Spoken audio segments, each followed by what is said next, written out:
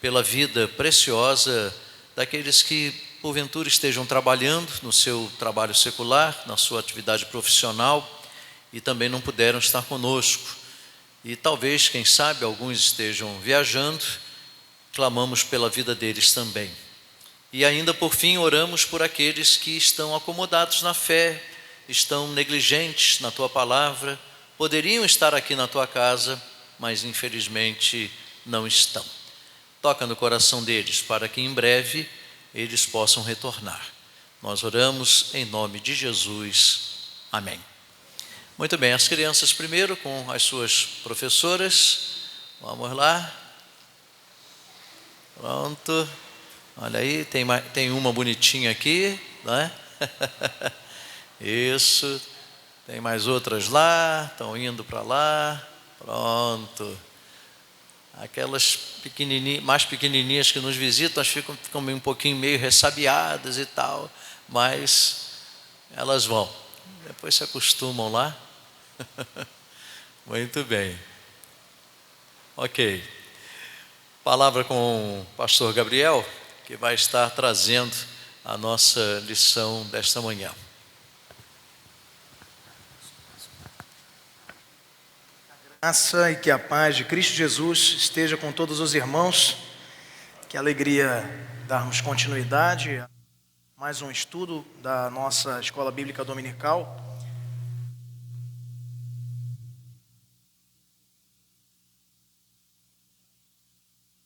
Lições a respeito das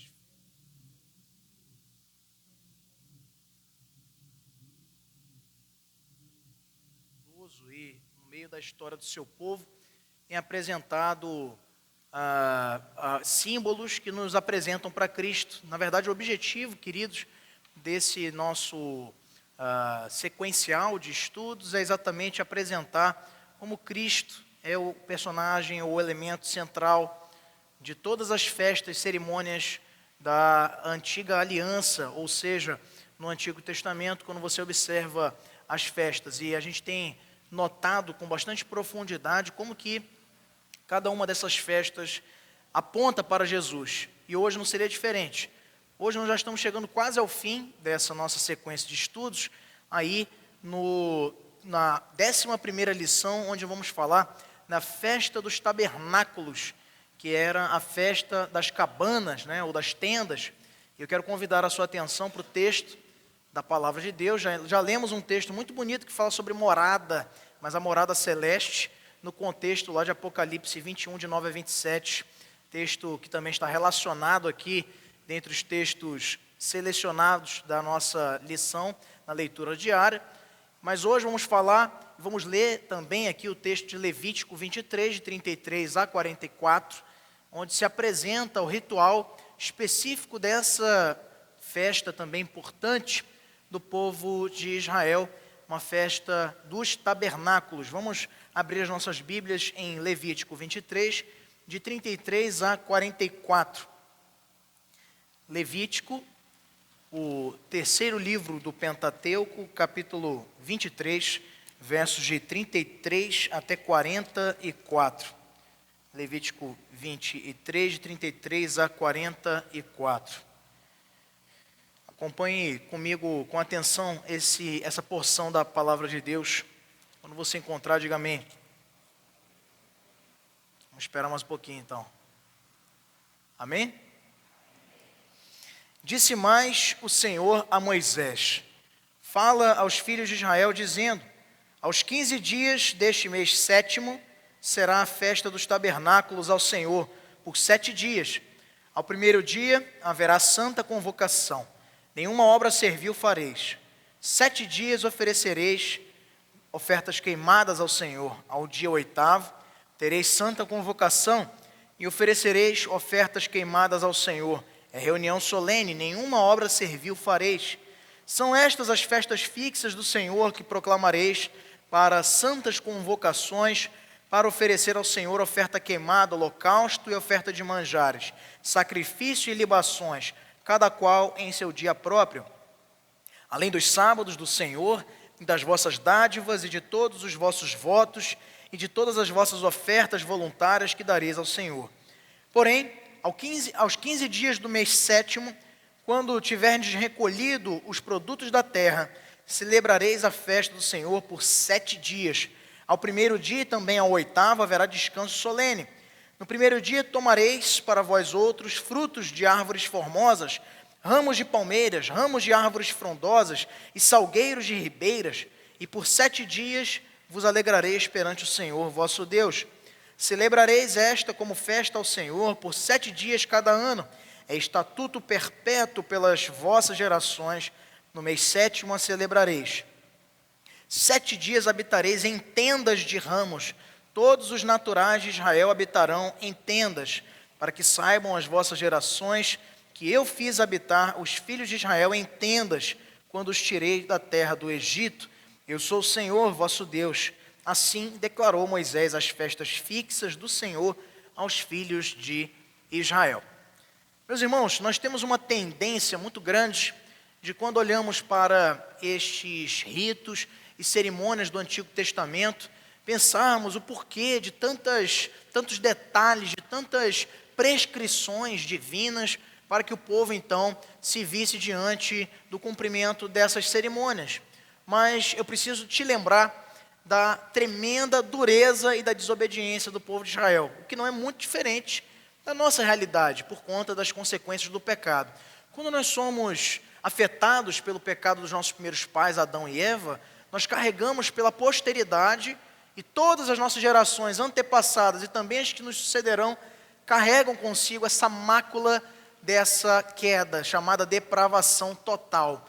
O homem naturalmente é mau, e portanto Deus colocava toda uma prescrição detalhada para o povo servir e celebrar estas festas como lembrança e memorial de toda a sua bondade e da sua provisão no meio do seu povo. Ainda assim, mesmo com todos os detalhes, o povo ainda desprezava ou negligenciava a obediência à lei do Senhor.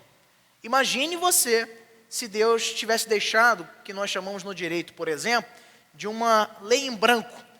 No dia 15 do mês de Tisri, que era o mês de outubro, vocês celebram uma festa aí, se quiser. Imagine você, citando tudo certinho, eles já desobedeciam. Imagine deixando em aberto. Então, Deus sabia da dureza do coração do seu próprio povo, Ele o escolheu e o conhecia.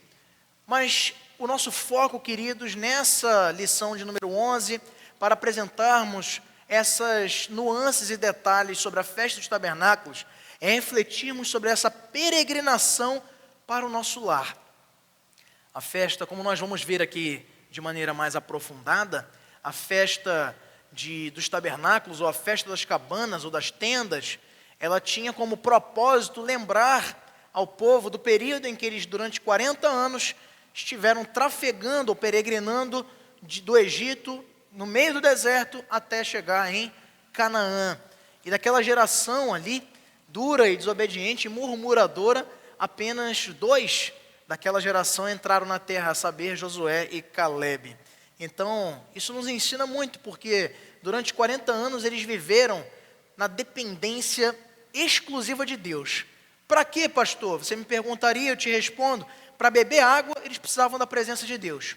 Deus tinha que dizer, olha, toca a rocha lá, Moisés, com cajado, e vai fornecer água para o povo, como no episódio de Meribá, quando ele toca o cajado lá, inclusive de maneira mais violenta do que deveria, e isso o traz também pesado castigo de não ter sido autorizado a entrar na terra prometida, no caso Moisés.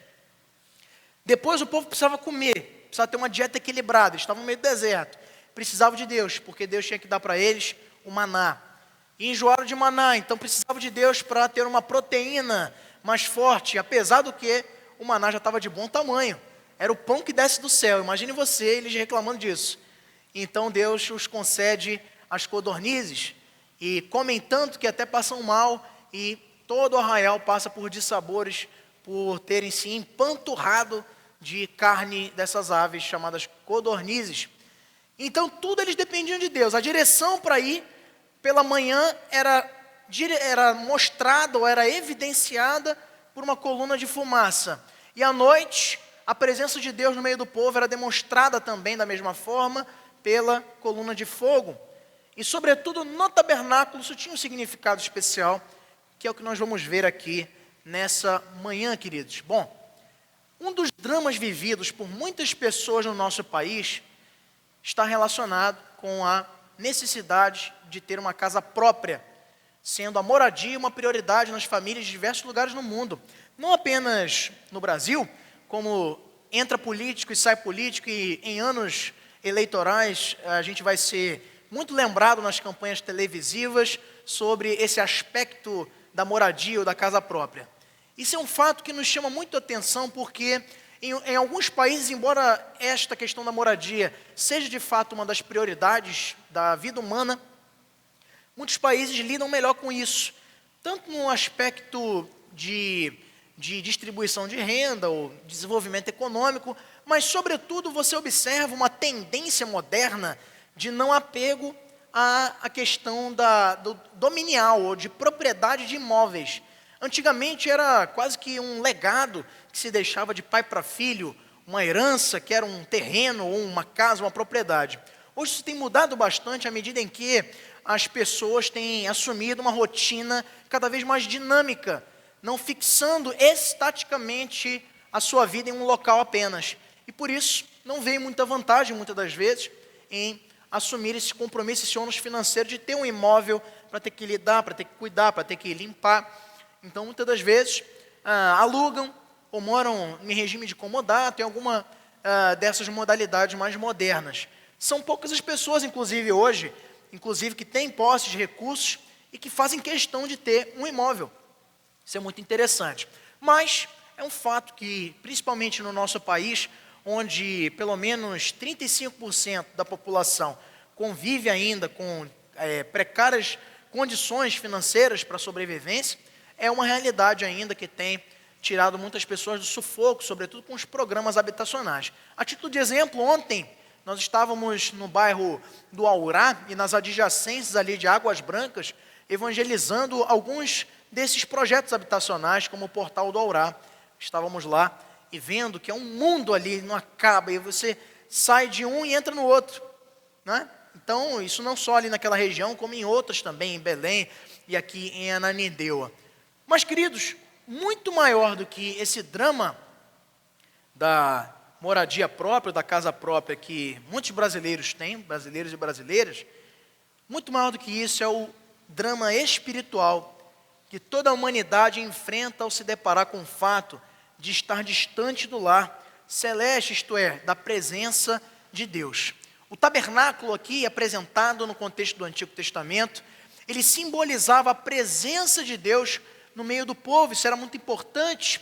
E como eu disse, a presença da coluna de fumaça e a coluna de fogo à noite simbolizava o cuidado de Deus para com o seu povo.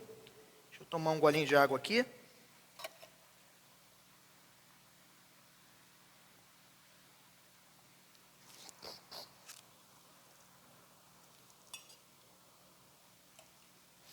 Então, queridos, essa realidade do tabernáculo apresenta-nos uma condição que muitos de nós ainda não entendeu.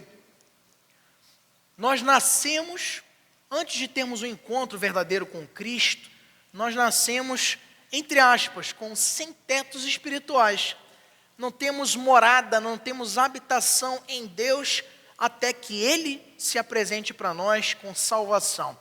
E esse meio nós chamamos graça, que é o seu chamado regenerador, que nos resgata da nossa condição e nos coloca diante da sua morada, para que sejamos, então, moradores ou habitação de Deus, melhor dizendo, santuário do Deus Altíssimo, como tanto Estevão, em Atos capítulo 7, referencia, como também Paulo, em suas cartas, falando sobre a necessidade de glorificarmos a Deus com o nosso corpo, porque nós somos morada de Deus, em certa medida. É óbvio que Deus não cabe dentro dessa nossa estrutura óssea e carnal, mas é uma representação espiritual, não é? Feitos novas criaturas pela obra salvífica de Cristo, nós somos constituídos agora em templos.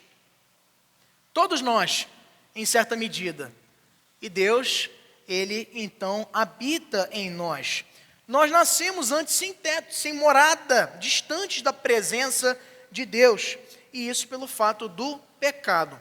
A gente nunca pode deixar de lembrar isso, porque no decorrer da caminhada cristã, é muito comum que nós nos esqueçamos dessa qualificação, embora a gente fala qualificação, mas é negativa, que é a separação causada por consequência do pecado.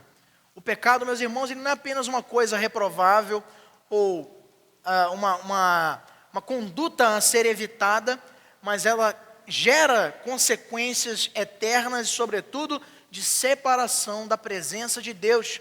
E a gente tem que lembrar isso sempre, porque o pecado ele precisa ser evitado a todo custo pelo verdadeiro cristão. O verdadeiro cristão, ele não consegue jamais pecar em paz.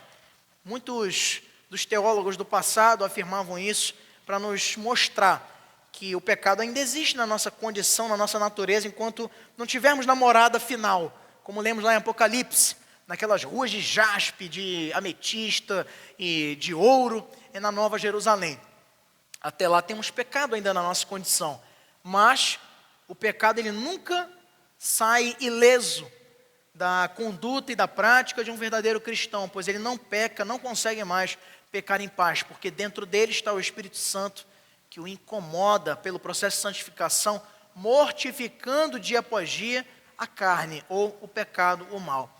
Então, queridos, tem 3 coisas que a gente quer ver com vocês, com os irmãos amados aqui nessa manhã, sobre essa festa. Alguns elementos interessantes, a gente vai começar falando sobre o ritual, as prescrições, os detalhes dessa festa. Primeiro, para que você entenda como é que era no antigo Israel essa questão da festa dos tabernáculos, ou festa das cabanas.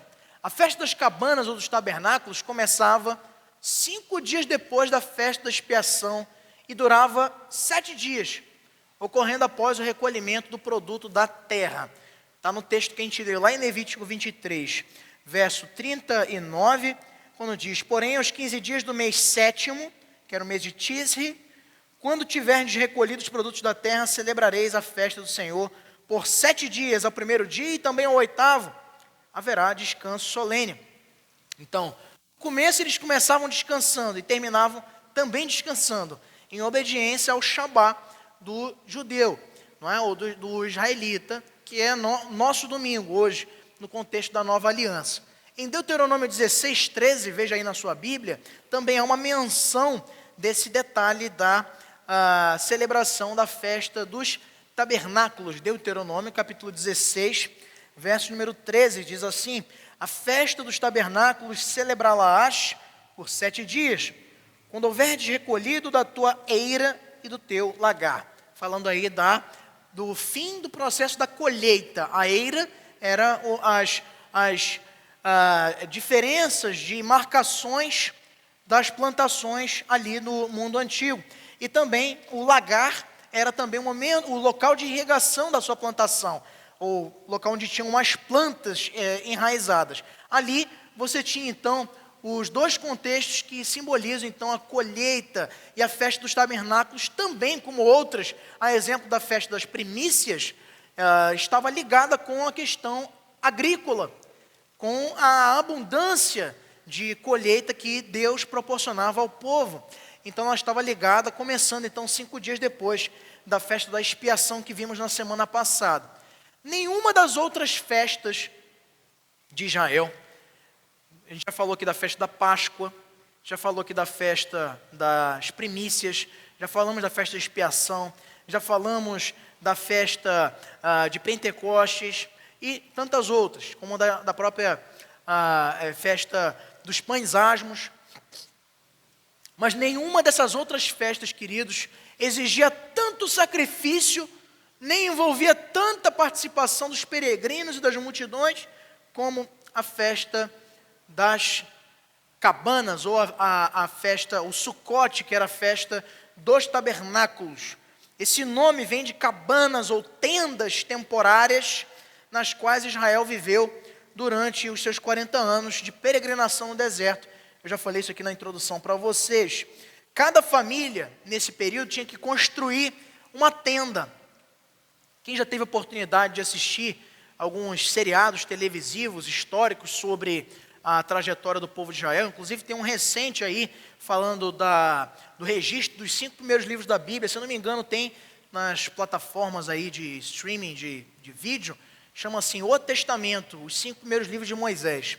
E é muito interessante você observar como é que eles levavam isso, não apenas no aspecto cerimonial, mas com um símbolo de gratidão ao Senhor. Isso aqui logo no início, obviamente, a gente vai ver que depois eles também negligenciaram isso e acabaram esquecendo os seus significados e até acrescentaram coisas novas à festa dos tabernáculos. Então, eles construíam coberturas feitas de ramos, como diz aí o texto que lemos, né, de palmeiras, galhos de folhas que encontravam perto de oásis ali no deserto, é onde tinha, né, a possibilidade de ter planta, e eles recolhiam ramos para fazer uma espécie de telhado para essa tenda, era o que estava à sua disposição para moradia naquela época, não tinha o Minha Casa Minha Vida naquela época. O nome Sucote, que é o nome hebraico, né, para essa festa, a festa das cabanas, significa exatamente cabana, Sucote, e lembra essas tendas onde Israel viveu durante 40 anos. Até a flora do deserto era trazida à memória. Isso aqui a gente está falando depois de que eles já chegaram em Canaã. Quando eles chegam em Canaã, eles vão celebrar essas festas para durante 7 dias morarem de novo em tendas. Nesse momento eles já têm suas casas, eles já construíram as suas próprias edificações, mas tinha essa coisa deles saírem das suas casas e ficarem 7 dias nessas tendas de maneira bem precária e rudimentar, para poderem lembrar que a casa deles verdadeira ainda estava por vir, que essa habitação era temporária e provisória. Então, tinham ramos de palmeiras, ramos de choupo, que era uma planta específica ali no contexto desértico da Palestina, salgueiros, né, murta com oliveiras, para a feitura desse pequeno telhado. No grande tabernáculo, que representava a presença de Deus no arraial, ainda quando eles estavam no deserto, quando Deus acampava entre eles, quando a presença de Deus estava simbolizada ali, uma coluna de nuvem, se fosse pela manhã ou de fogo pela noite, permanecia parada em cima da tenda do tabernáculo, que era a maior de todas. Você tinha as tendas das famílias e das tribos de Israel, mas tinha uma grande e suntuosa tenda, preparada conforme os detalhes dados pelo Senhor, com separações, aonde ficava a Arca da Aliança, aonde ficavam os propiciatórios, aonde ficavam as preparações para ofertas de paz, ofertas de manjares, e assim sucessivamente. Então, essa coluna de fogo na tenda também, que era a tenda do tabernáculo, ficava visível para mostrar para eles que Deus morava entre eles, entre aspas, né? Porque Deus não mora em tendas ou em edificações de mãos humanas, como a Bíblia nos diz claramente. Deus é Espírito, como está lá em João 4:24, e na realidade essa representação visual era para ensinar o povo sobre algumas coisas muito importantes. Primeiro, que esse arraial, como a gente já viu em outras lições da nossa escola bíblica dominical, ele ficava no centro, a tenda do tabernáculo ficava no centro do arraial, e todas as outras tendas ao redor tinham significado isso. Significava que a presença de Deus precisava centralizar toda a nossa habitação, todas as práticas, as condutas, as rotinas das pessoas, olhando sempre para essa centralidade da presença de Deus, do tabernáculo. E esse simbolismo ali mostrava, eu ensinava muito o povo de Israel sobre morada. Quando Deus acampava, então, no tabernáculo, esse era o sentido. Mas depois, a mesma coisa acontece com o templo em Jerusalém, já alguns anos mais tarde. As cabanas, meus irmãos, eram o ponto de partida para várias atividades jubilosas que se estendiam por 7 dias, inclusive no sábado do seu encerramento. Então, não era uma festa só para eles ficarem dentro de cabana, não é? E batendo papo e deixando o tempo passar até acabar esse período. Não era só isso. Era uma celebração recheada de muitos eventos jubilosos, de alegria, de exaltação ou exultação do povo de Israel, como ao exemplo da festa das trombetas. Gente, quem conhece um pouquinho de história do povo judeu, vai saber que é um dos povos que, ao mesmo tempo, embora seja um povo que precisou lidar na sua história com diversas ocasiões de cativeiro, escravidão, foi muito perseguido, até muito recentemente com o episódio do Holocausto na Segunda Guerra Mundial, de 1939 até 1945, cerca de mais de 100 milhões de judeus foram ali colocados nos campos de concentração na Alemanha nazista, e o resto da história você já conhece. Mas esse povo até os dias de hoje, eles são um povo reconhecidamente festeiro. É isso mesmo, é um povo que gosta de festa, gosta de festejar. A hospitalidade deles com banquetes, com danças, com músicas, é uma marca desse povo que é o povo de Israel.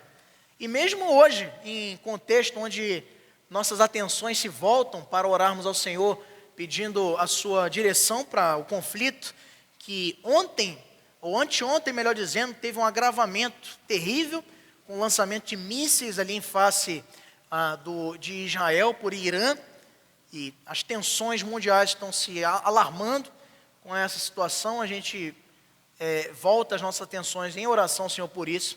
Mas ainda assim, você olha lá, eles são um povo confiante, eles são um povo alegre, jubiloso. E essas festas eram recheadas de alegria, como também a festa dos tabernáculos. Em primeiro lugar, essa festa era uma celebração da provisão bondosa de Deus por meio da colheita. Eles se alegravam em Deus por ter encerrado o período da colheita ali do outono e recolhido os cereais com abundância, e queriam agradecer a Deus com essa festa, e foi uma determinação do próprio Senhor que assim acontecesse. No 15º dia do mês de Tisri, que, fazendo aí uma relação com o nosso calendário atual, seria o mês de outubro. As festividades, queridos, incluíam um número extraordinário de sacrifícios, todos eles múltiplos de 7, abrangendo um total de 70 novilhos, 14 carneiros, 98 cordeiros, além de 7 bodes como oferta pelo pecado, que eram acompanhados de 336 medidas de farinha, ou efas, que eram medidas, vasilhames para medir farinha. Isso era o dobro de outras festas e o quíntuplo da semana da Páscoa, que era a principal festa de Israel. Só para você ter uma ideia. Abra comigo a sua Bíblia lá no primeiro livro de Reis, capítulo 8, versos 63 e verso 64. Primeiro Reis, capítulo 8, versos 63 e 64. A gente vai ver uma das poucas menções no Antigo Testamento sobre a celebração dessa festa por um rei, que não foi o caso do rei Salomão. Primeiro Reis 8, de 63 a 64. E aí você vai observar exatamente essa abundância de animais sacrificados nessa festa, a festa dos tabernáculos. 1 Reis 8, 63 até 64. Quando Salomão ele ora ao Senhor e arrecada ofertas para o templo, então você vê ele registrando do verso 63 até o verso 64. Ofereceu Salomão um sacrifício pacífico, o que apresentou ao Senhor: 22.000 bois e 120.000 ovelhas.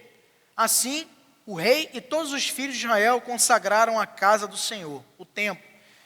No mesmo dia, consagrou o rei o meio do átrio que estava diante da casa do Senhor, porquanto ali preparara os holocaustos e as ofertas com a gordura dos sacrifícios pacíficos, porque o altar de bronze que estava diante do Senhor era muito pequeno para nele caberem os holocaustos, as ofertas de manjares e a gordura dos sacrifícios pacíficos.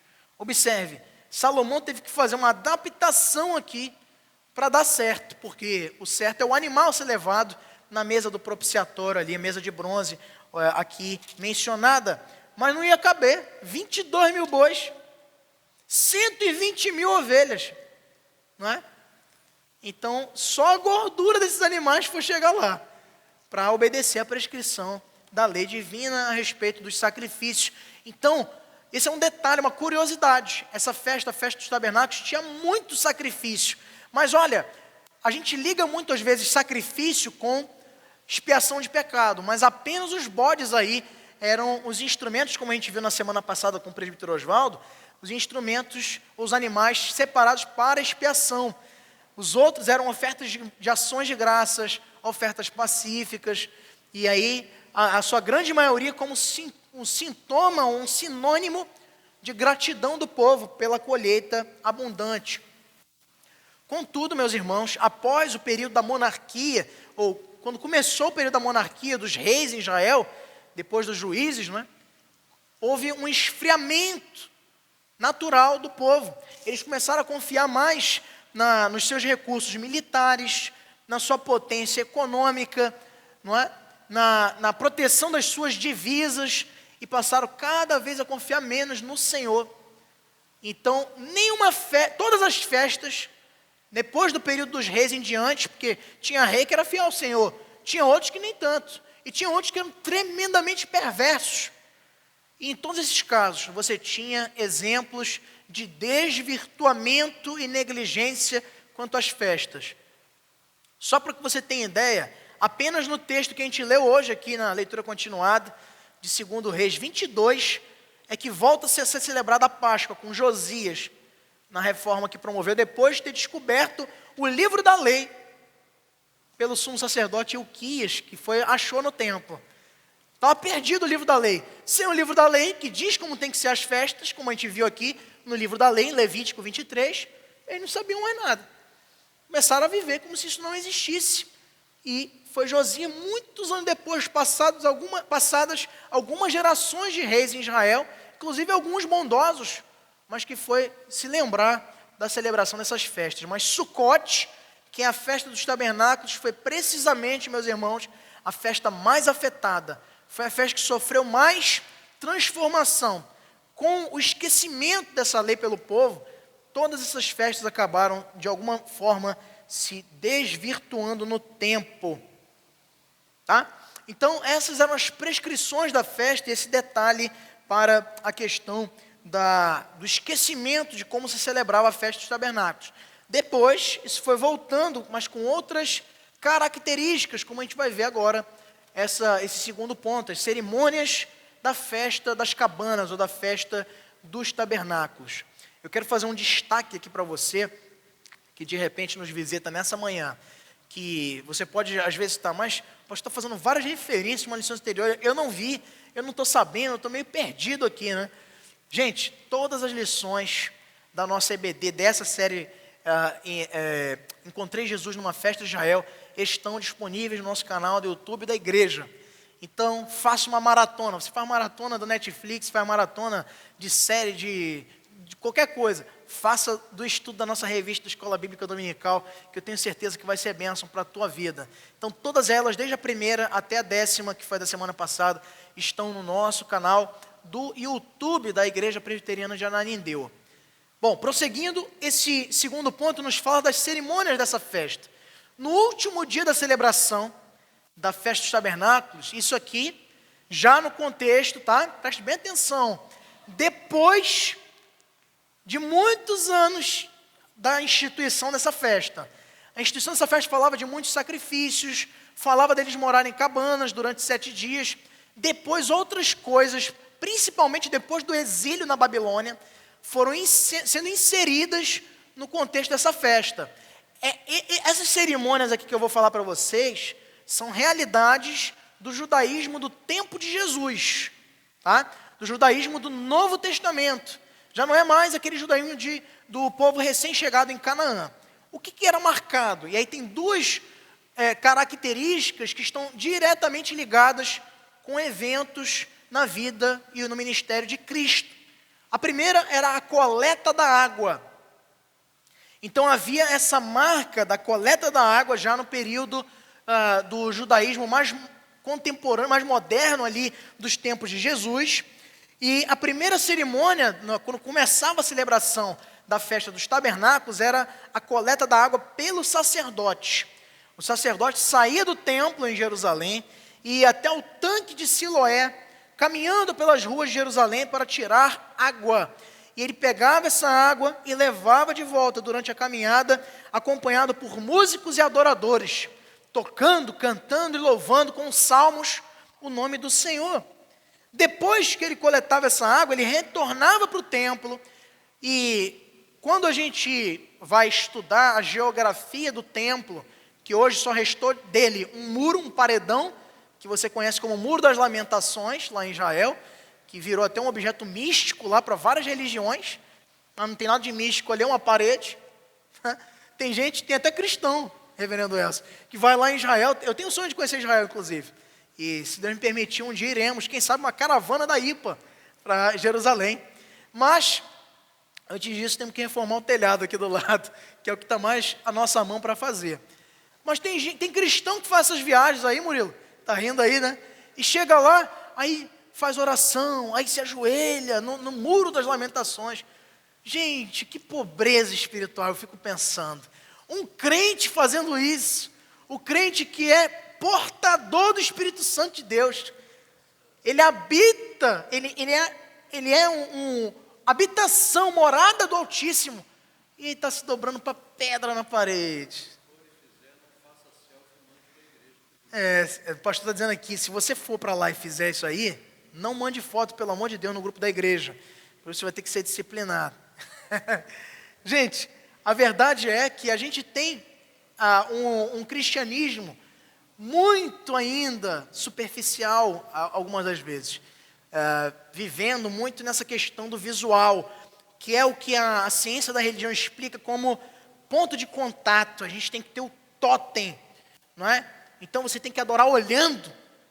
Daí vem o surgimento das imagens, de toda essa coisa sacramental que afasta toda a doutrina bíblica sobre adoração. Porque Deus é Espírito, nós somos a habitação do Espírito e não há necessidade disso. Também temos que tomar muito cuidado com o oposto. Sim. Com as igrejas por aí, que já não tem mais nada nas paredes, está sendo pintado de Sim. preto. Fale alguma coisa aí, você sabe detalhes disso, né? Então cuidado, tem igreja que tirou tudo, pintada toda de preto. Esses últimos meses nós vimos uma campanha aí voraz na internet para condenar uma das séries que tem feito mais sucesso aí sobre a vida de Jesus, chamada The Chosen, Os Escolhidos. De repente você já assistiu, de repente não. É uma guerra, uma batalha, porque é pecado, é quebra do segundo mandamento fazer. Na realidade, queridos, eu digo isso seguramente aos irmãos, que o segundo mandamento não fala de imagem aleatoriamente, pois senão todo mundo ia viver em estado de constante quebra do segundo mandamento, de fazer imagem, né, sobre representações da criação. Então, se alguém pintou um quadro, está pecando. Essa que é a verdade, se a gente for interpretar dessa forma. A interpretação majoritariamente da teologia reformada é de que a quebra do segundo mandamento está numa seção de imagens para a adoração. Então, não é qualquer imagem. Por exemplo, se eu comprar uma escultura numa feira cultural e levar para minha casa, eu não estou cometendo pecado de idolatria. Se todo dia, antes de sair de casa, eu pego naquilo ali e faço uma oração. Aí eu já estou passando o limite. Ter cruz na igreja não é pecado de idolatria. Ter sarça da igreja presbiteriana, que significa ali o primeiro contato teofânico de Deus ali com Moisés, em Êxodo capítulo 3, eu não estou adorando a sarça. Pelo menos eu não estou. Acredito que a grande maioria dos nossos irmãos também não. E ter fotos da nossa família. Sim. Não quer dizer que estejamos adorando a família. Não. Não quer dizer isso como querem os neopuritanos. Então Alguns pastores estão por aí pregando que tem que pegar as fotos dentro de casa que a gente tem com a nossa esposa, com os nossos filhos, dos nossos pais, queimar tudo e quebrar, que isso é idolatria.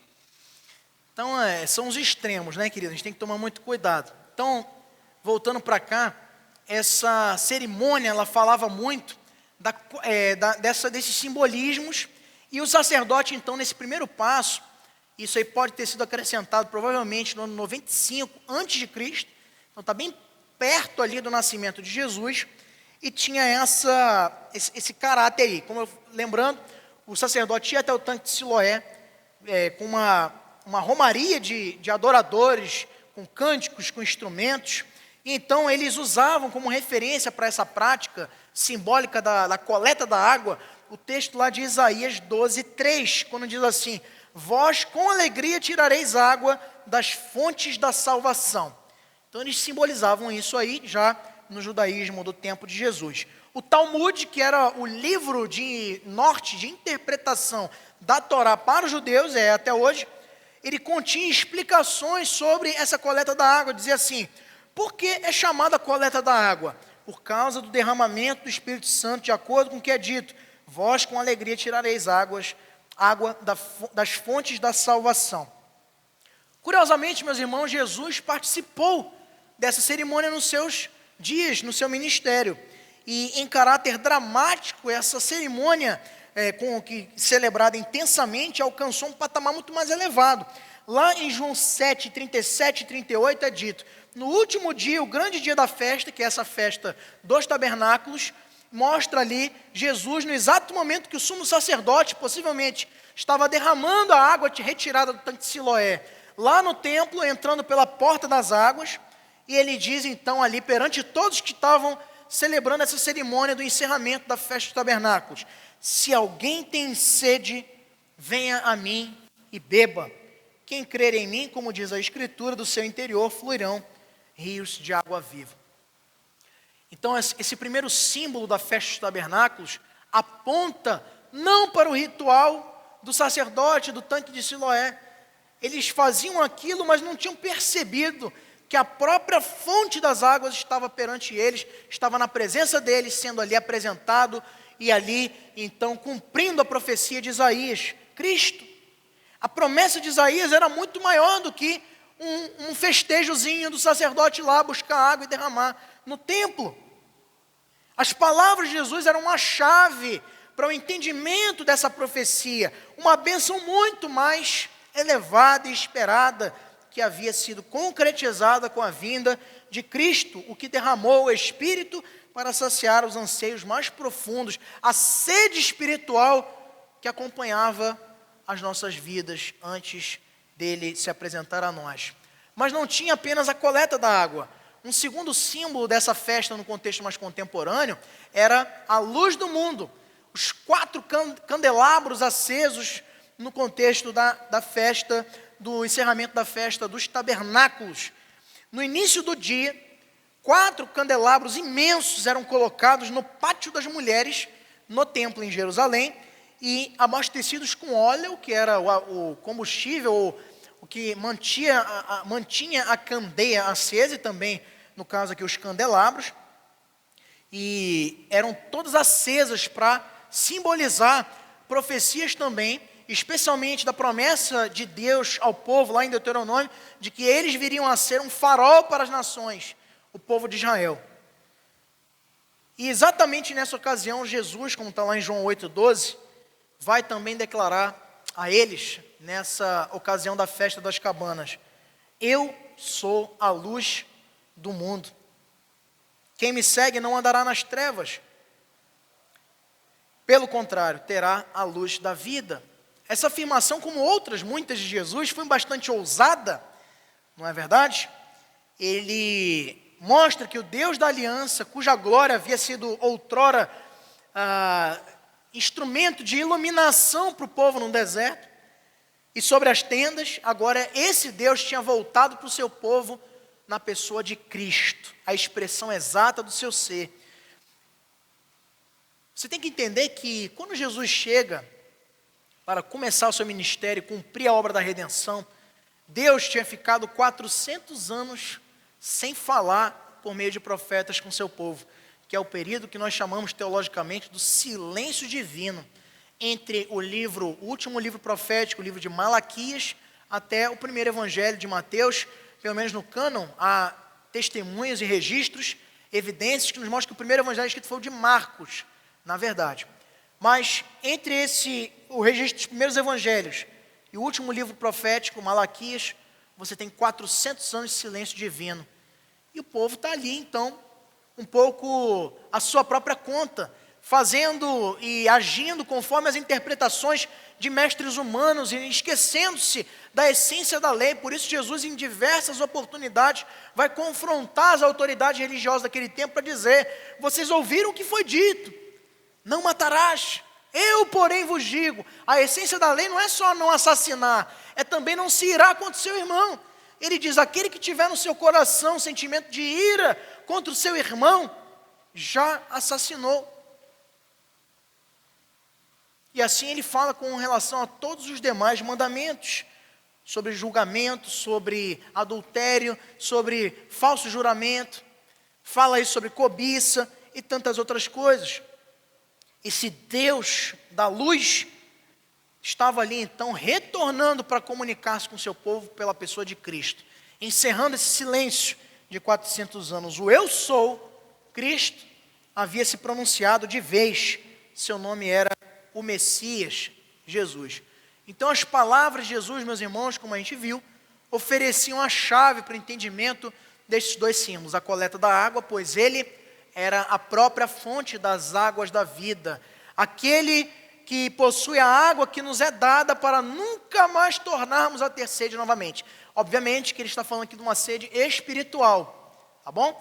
Tem até gente que usa isso aí, hoje em dia, de uma maneira supersticiosa, vendendo água da igreja X e Y, o que é um tremendo de um absurdo e um retorcimento do texto bíblico. Jesus está falando aqui de uma sede da corça que anseia por águas, que é sedenta, no olhar do salmista, pela presença de Deus, não sedenta de beber água mesmo. A gente tem que continuar bebendo e se hidratando. Inclusive, recomenda-se isso a todos os irmãos, para não terem problemas aí de ordem renal ou outros problemas biológicos.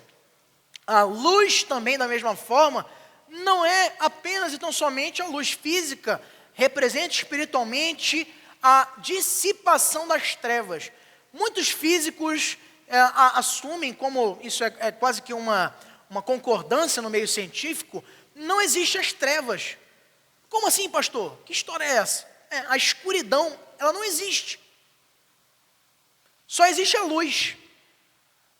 Mas e como é que de noite, se não tiver luz elétrica, a gente não vê nada? É a ausência da luz. O mais correto, na verdade, se a gente fosse afirmar cientificamente e também espiritualmente, não é? Tem a luz e tem uma outra coisa que é trevas, que existe como uma coisa autônoma, não. Tem a luz e tem a não luz. É isso que é o certo. Da mesma forma no tocante ao nosso compromisso espiritual.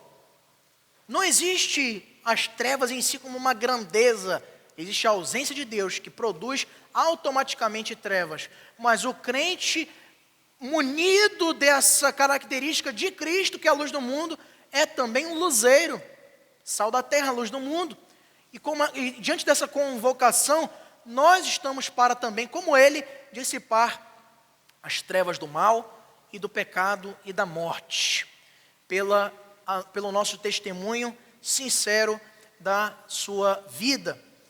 E em terceiro e último lugar, meus irmãos, nós vemos também que a festa das cabanas tinha uma forte implicação com respeito à peregrinação. Eu já falei para você que era uma lembrança dos 40 anos que eles moraram em tendas, por isso a festa das cabanas. Só que vamos voltar um pouquinho. Lá no Éden, Deus, todo fim de tarde, na viração do dia, diz o texto lá de Gênesis 3, descia para conversar com o homem. E, obviamente, com sua esposa, Eva. Antes do pecado, Adão e Eva habitavam permanentemente na presença do Senhor, na presença de Deus no jardim, tendo sido tirados do jardim após a sua desobediência, o que está lá em Gênesis, capítulo 3, verso 22 e 24. Abra aí na sua Bíblia para vermos o que registra esse texto. Gênesis, capítulo 3, versos 22 e 24. Então, disse o Senhor Deus: eis que o homem se tornou como um de nós, conhecedor do bem e do mal. Agora, assim que não estenda a mão e tome também da árvore da vida e come e vive eternamente. O Senhor Deus, por isso, o lançou fora do jardim do Éden, a fim de lavrar a terra de que fora tomado. E expulso o homem, colocou querubins ao oriente do jardim do Éden, e o refugir de uma espada que se revolvia para guardar o caminho da árvore da vida. Eu me lembro, meus queridos irmãos e irmãs, eu me lembro de muitas vezes durante a minha infância ter assistido a representações lúdicas desse episódio. E eu ficava extremamente triste.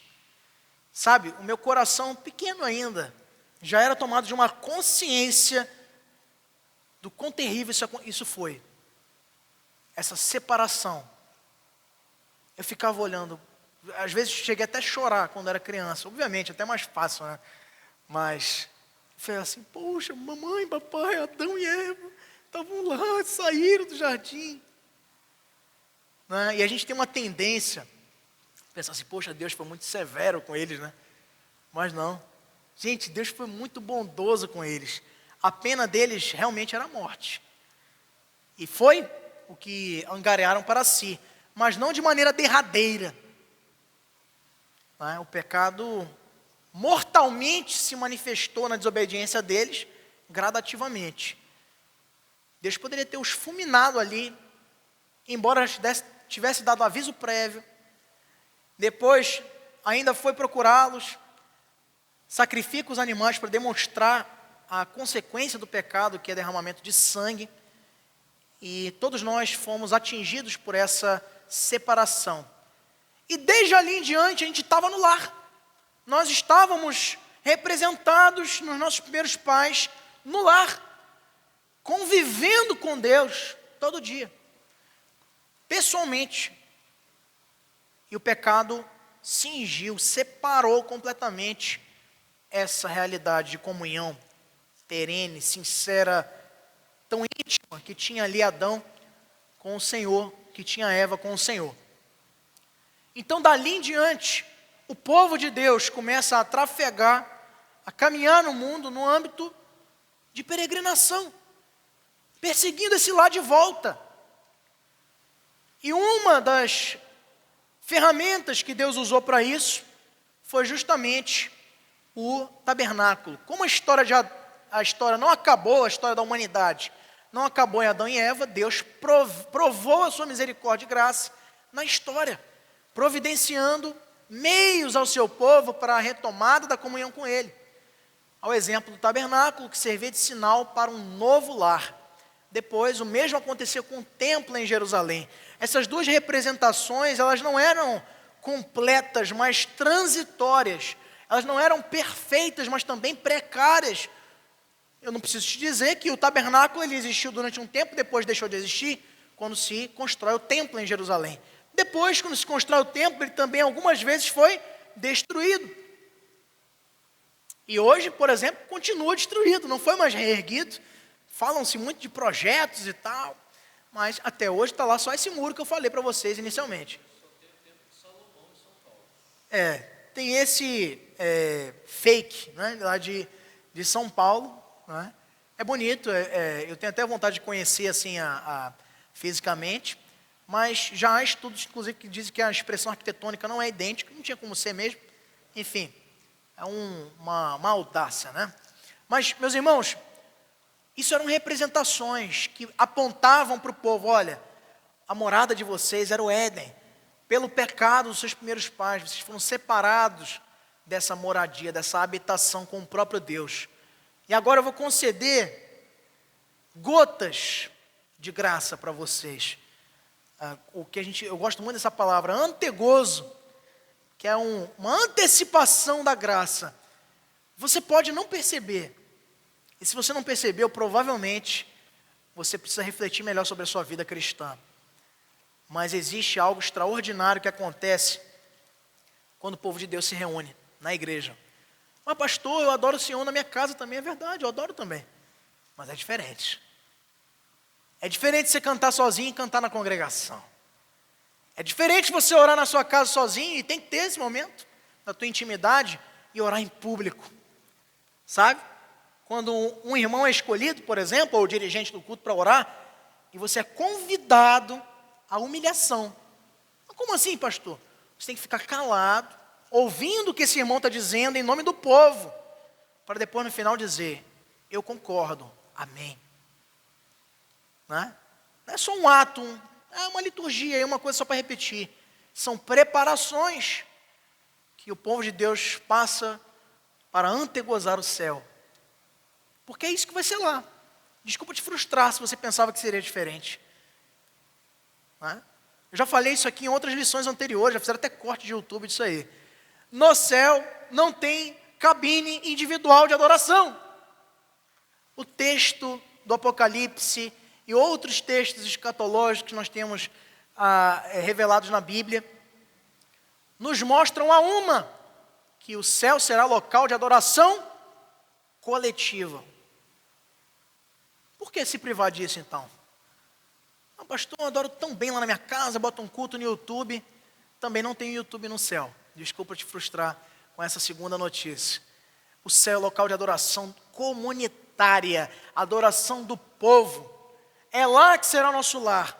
E na igreja, no contexto da reunião congregacional do povo, nós somos já preparados para desfrutarmos antecipadamente das delícias do céu, dessa nova morada, desse novo local de habitação para o qual estamos peregrinando nesse mundo rumo à Nova Jerusalém.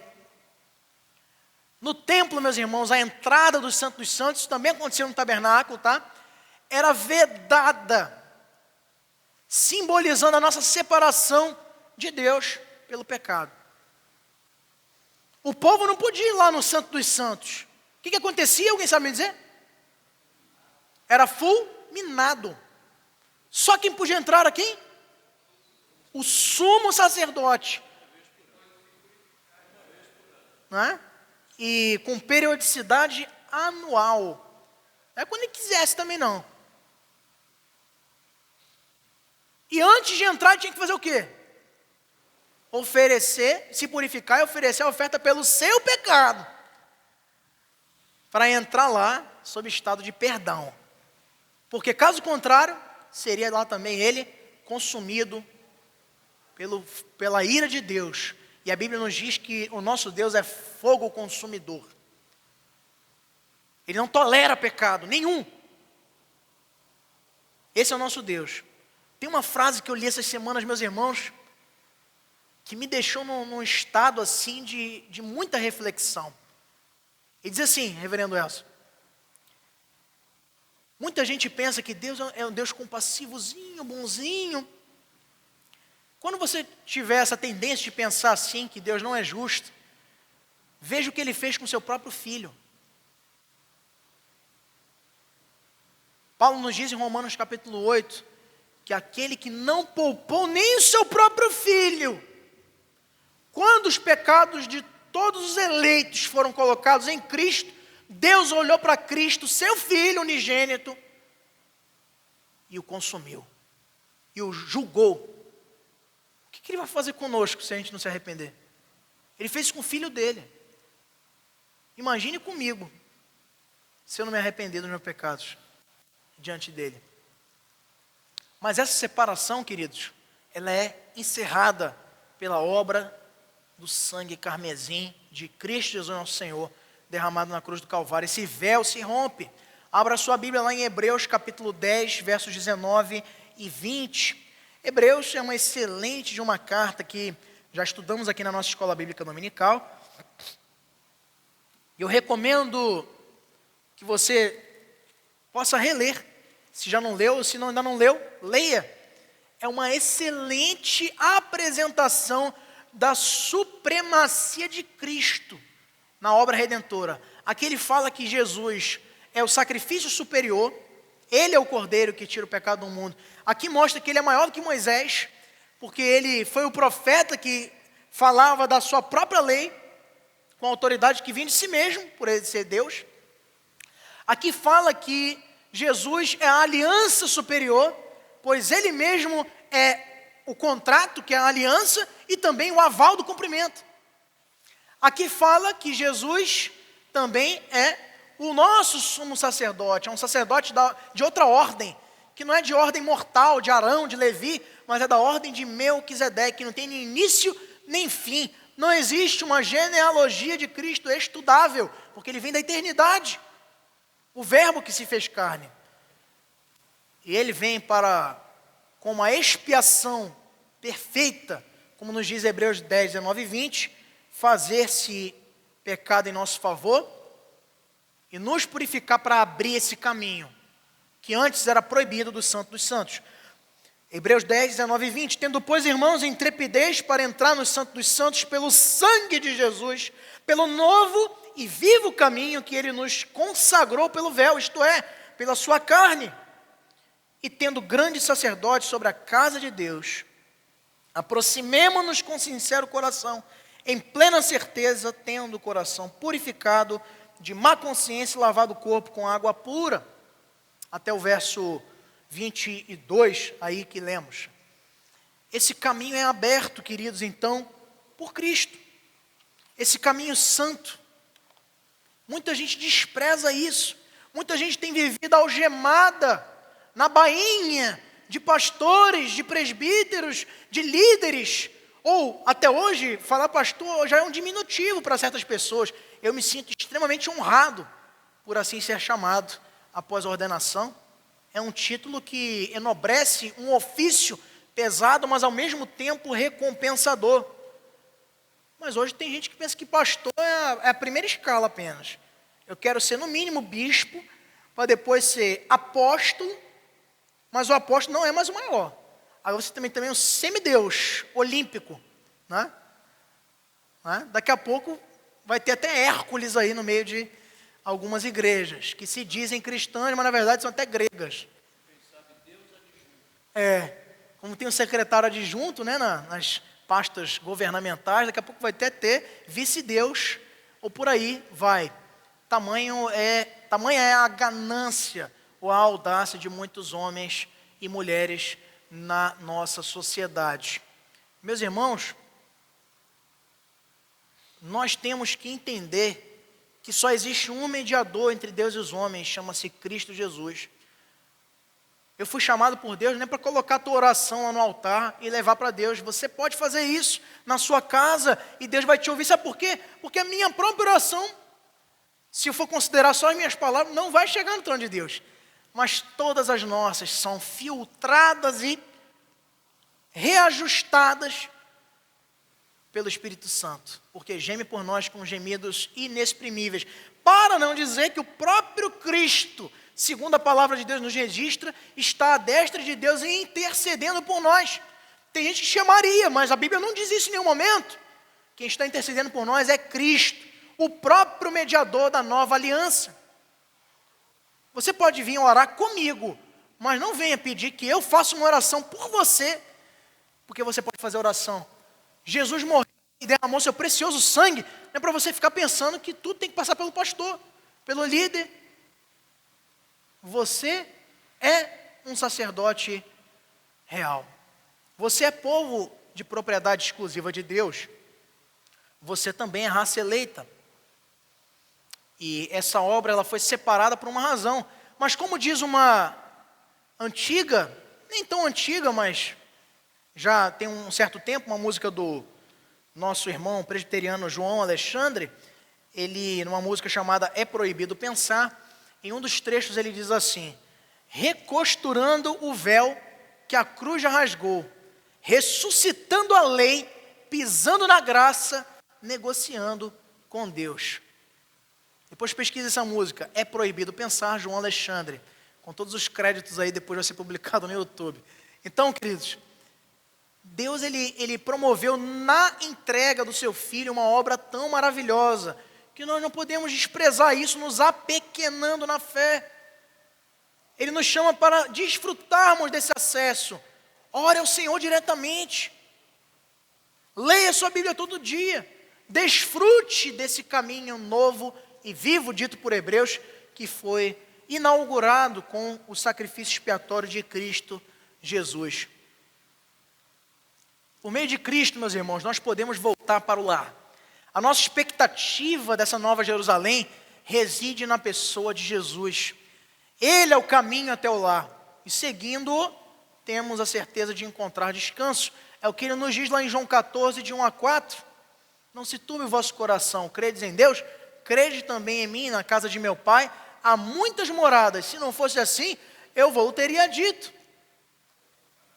Não é? Ele foi preparar lugar para a gente, e voltará para nos buscar.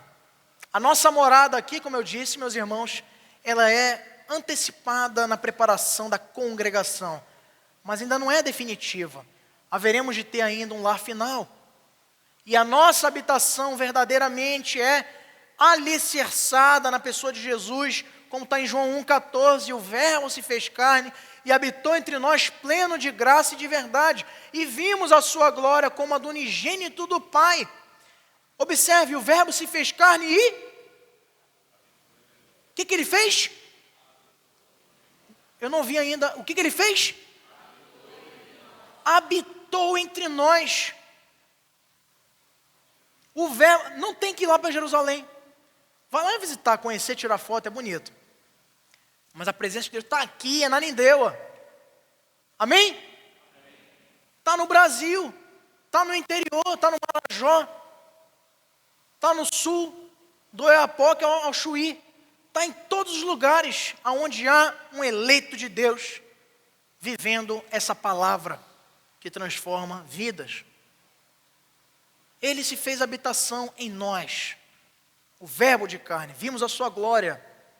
Portanto, os tabernáculos eram expectativas de uma morada antiga, essa festa das cabanas. Depois, no templo, a mesma coisa, uma circunstância provisória, mas o Eterno se fez carne e habitou entre nós. E hoje essa habitação não é mais física, por isso é que ele olha para o templo. Isso causa um tumulto gigantesco do ponto de vista religioso, lá em Jerusalém, quando ele diz, olha este templo, em verdade eu vos digo que eu derribo e em 3 dias o reconstruirei melhor. E qual é essa reconstrução? É ele próprio. A sua igreja, que é universal, não da denominação, mas de todo o universo. Ou mundial, não da denominação, mas do contexto de toda a abrangência deste planeta que nós chamamos de casa, mas que pertence ao Senhor, pertence ao nosso Deus.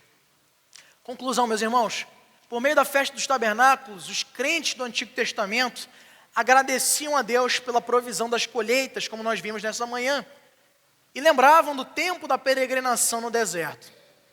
Mas Deus queria lhes ensinar que a volta ao lar ainda não estava completa. Nós já sabemos que essas cerimônias já se cumpriram em Cristo, e por isso nós somos chamados bem-aventurados, porque em Jesus Deus fez habitação em nós, e estamos aguardando o dia em que essa habitação será completa.